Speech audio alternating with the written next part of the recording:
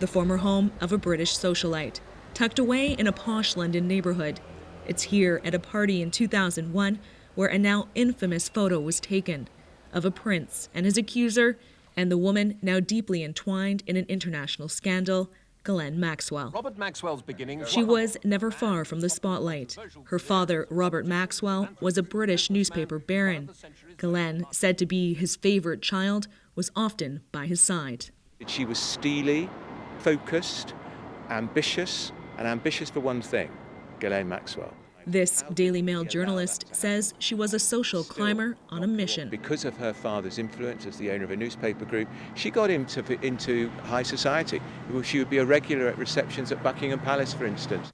A turning point may have come in 1991, when her father, on the verge of financial ruin, died after falling from a yacht named after her. She moved to New York then, got friendly with Epstein, and seemed to have lived an extraordinarily luxurious lifestyle, presumably on his money.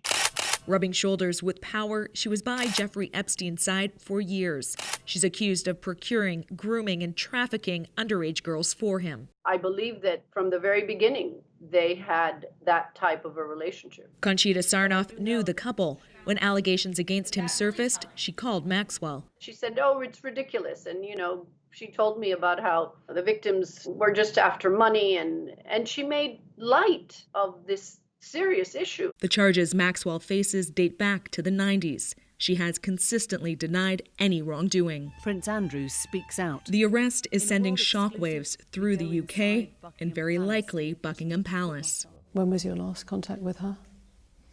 It was earlier this year, funny enough. Prince Andrew was Maxwell's friend and allegedly, through her, met 17-year-old Virginia Giuffre. She says she was forced to have sex with the prince, something he has denied.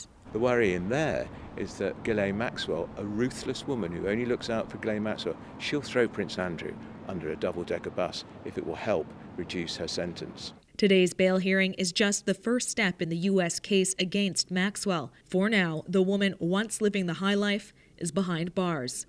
Renee Filipponi, CBC News, London.